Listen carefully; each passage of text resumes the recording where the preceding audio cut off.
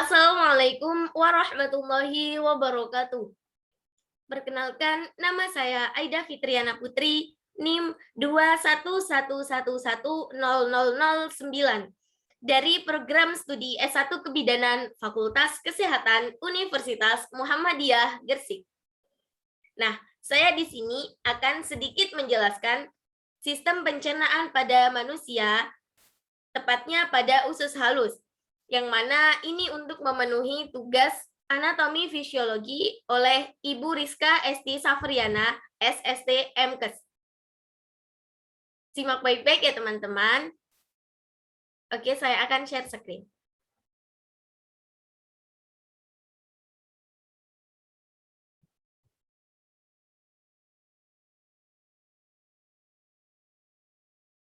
Nah, ini sistem pencernaan pada usus halus. Ada yang udah tahu apa itu sistem pencernaan? Nah, sistem pencernaan pada manusia adalah proses perubahan atau pemecahan zat makanan dari molekul kompleks menjadi molekul yang lebih sederhana dengan menggunakan enzim dan organ-organ pencernaan. Contohnya ada di sebelah kanan ini ada gambar yang menunjukkan yaitu proses pencernaan mulai dari mulut sampai menuju ke lambung. Nah, ini usus halus, gambaran kecil dari usus halus. Apa sih yang dimaksud dengan usus halus itu? Usus halus adalah tuba terlilit yang merentang dari sphincter pylorus sampai ke katup ileosekal. Tempatnya menyatu dengan usus besar. Untuk ukuran usus halus sendiri yaitu dia berdiameter kurang lebih 2,5 cm dan panjangnya 3-5 meter saat bekerja pada sistem pencernaan manusia. Namun, pada mayat itu panjangnya bisa mencapai 7 meter saat lapisan eksterna berelaksasi. Jadi, pada mayat itu panjang usus halus lebih panjang daripada saat bekerja pada sistem pencernaan manusia. Usus halus sendiri terbagi menjadi 3 bagian utama. Yang pertama ada duodenum, dan yang kedua ada jejunum, yang terakhir yaitu ileum.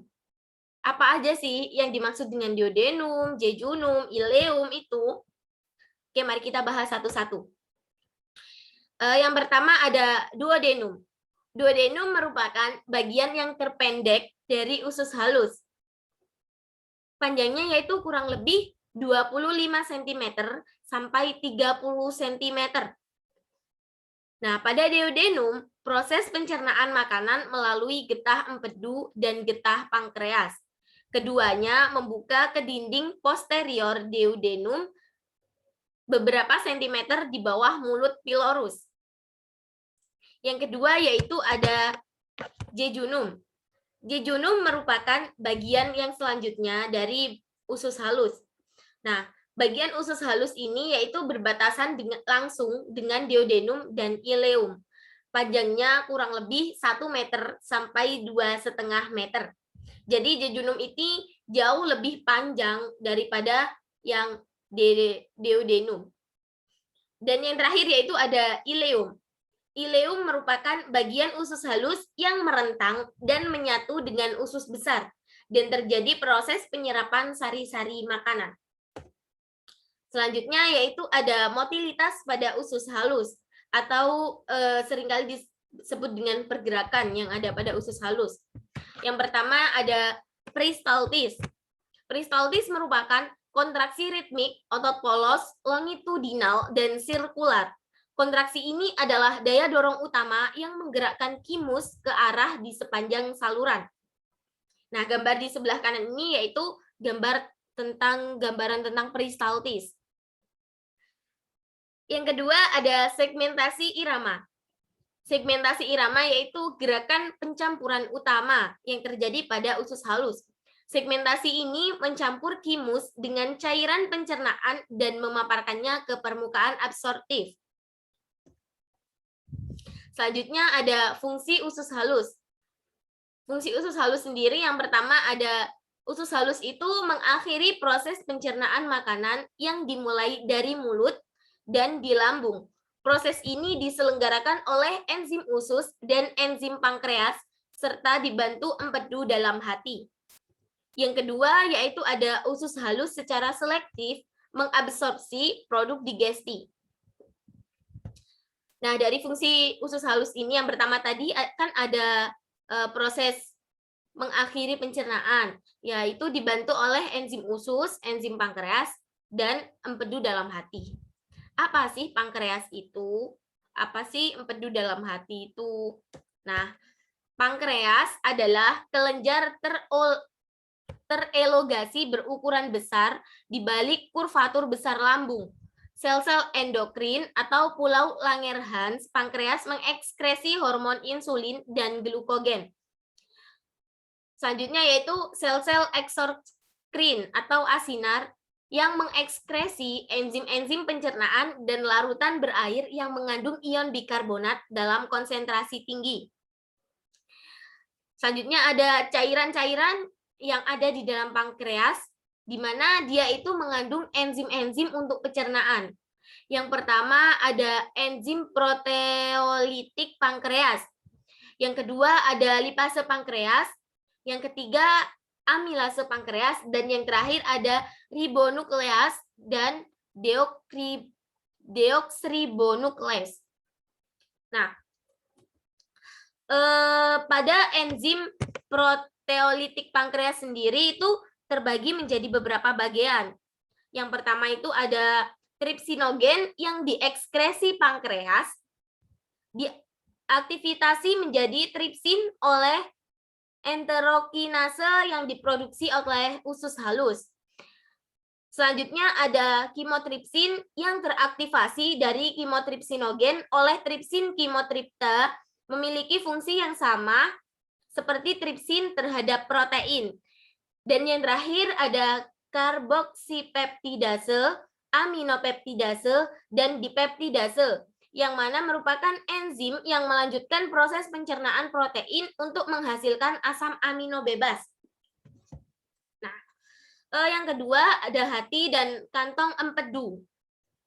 Fungsi hati dalam sistem pencernaan adalah menghasilkan empedu yang kemudian dibawa ke usus kecil untuk mengemulsikan lema. Empedu sendiri terdiri atas garam empedu, pigmen empedu, fosfolipida atau termasuk lesitin, kolesterol, dan berbagai ion. Nah, selanjutnya ada absorpsi pada usus halus. Yang pertama ada digesti oleh enzim usus. Enzim-enzim usus melengkapi proses pencernaan kimus sehingga produk tersebut dapat langsung dan dengan mudah terserap. Yang kedua ada jalur absorptif. Produk-produk digesti atau monosakarida, asam amino, asam lemak, dan gliserol juga air, elektrolit, vitamin, dan cairan pencernaan diabsorpsi menembus membran sel epitel, duodenum, dan yeyunum. Hanya sedikit absorpsi yang berlangsung dalam ileum kecil untuk garam-garam empedu dan vitamin B12. Yang ketiga ada mekanisme transport absorpsi, yang mana dia itu meliputi ada difusi, difusi terfasilitasi, transport aktif, dan pinositosis. Yang keempat ada absorpsi karbohidrat. Selanjutnya yaitu absorpsi protein, absorpsi lemak, dan yang terakhir ada absorpsi air, elektrolit, dan vitamin. Nah, yang terakhir ada gangguan-gangguan yang terjadi pada usus halus dan cara pencegahannya. Oke, gangguan kesehatan yang sering terjadi pada usus halus itu meliputi yang pertama ada infeksi, yang kedua pendarahan, dan yang ketiga obstruksi usus, yang keempat ada sindrom iritasi usus, yang kelima penyakit Crohn, yang keenam yaitu penyakit celiak, dan yang terakhir yaitu kanker usus, yang mana sering terjadi karena makanan yang masuk ke usus itu tidak sesuai. Nah, gimana cara pencegahannya agar tidak sampai terjadi gangguan-gangguan yang pada usus halus kita? Cara pencegahannya yaitu dengan cara kita harus banyak mengkonsumsi air putih dan makanan yang berserat, juga bergizi. Hindari makanan yang tinggi lemak, karena bisa meningkatkan resiko terjadinya kanker. Oke, itu yang bisa saya sampaikan pada pertemuan kali ini. Semoga bermanfaat dan dapat diambil hikmahnya. Kurang lebihnya saya mohon maaf bila ada kesalahan kata atau ucapan yang kurang berkenan di hati teman-teman semua. Terima kasih untuk waktunya. Saya akhiri. Wallahul muwaffiq ila aqwamit thoriq. Wassalamualaikum warahmatullahi wabarakatuh. Jangan lupa like, komen, dan subscribe ya teman-teman. Terima kasih.